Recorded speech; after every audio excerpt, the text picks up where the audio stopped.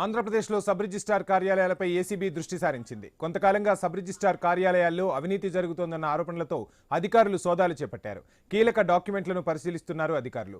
విశాఖ, విజయనగరం జిల్లాల్లో sub registrar ఆఫీసుల్లో ఏకకాలంలో తనిఖీలు చేపట్టారు. టార్నర్ చౌట్రీ, మధురవాడ, పెదగంట్యాడ, భోగాపురంలో ఈ తనిఖీలు కొనసాగుతున్నాయి. ఇదే అంశానికి సంబంధించిన ఫుల్ డీటెయిల్స్ మా విశాఖ ప్రతినిధి రాజు లైవ్లో అందిస్తారు. రాజు,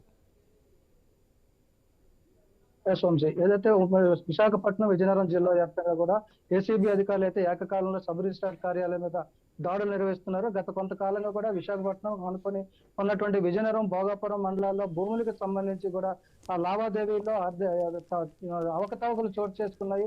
ఆ రికార్డులు తారుమారని చెప్పి గత కొంతకాలంగా వినిపిస్తున్నటువంటి ఆరోపణలు ఏవైతున్నాయో ఆ నేపథ్యంలో ఇప్పుడు ర్యాండమ్ చెకింగ్ లో భాగంగా రాష్ట్ర వ్యాప్తంగా నిర్వహిస్తున్నటువంటి ఏసీబీ సోదాల్లో భాగంగా విశాఖపట్నం, విజయనగరం జిల్లాల్లో అయితే ఏసీబీ సోదాలు కొనసాగుతున్నాయి. ఉదయం నుంచి కూడా సబ్ రిజిస్టర్ కార్యాలయంలో ఏసీబీ అధికారులు తనిఖీలు నిర్వహిస్తూ కీలకమైనటువంటి డాక్యుమెంట్లు కూడా స్వాధీనం చేసుకోవడం జరుగుతుంది. అదేవిధంగా ఇటీవల గత 4 నెలల కాలంగా జరిగినటువంటి లావాదేవీలు ఏవైతే ఉన్నాయో వాటిని కూడా పరిశీలించడం జరుగుతుంది. ముఖ్యంగా విశాఖపట్నంలో టర్నల్ చౌట్రీ దగ్గర ఉన్నటువంటి సబ్ రిజిస్టర్ కార్యాలయం, పెదగంట్యాడ, మధురవాడతో పాటు విజయనగరం జిల్లాలో భోగాపురం ఏసీ సబ్ రిజిస్టర్ కార్యాలయంలో ఈ సోదాలు కొనసాగుతున్నాయి. సాయంత్రం వరకు కూడా ఈ సోదాలు అయితే కొనసాగే అవకాశాలు కనిపిస్తున్నాయి. ఎందుకంటే ఈ మధ్య కాలంలో విశాఖపట్నం ఆనుకున్నటువంటి ఉత్తరాంధ్ర జిల్లాల్లో భూముల ధరలు పెరిగాయి.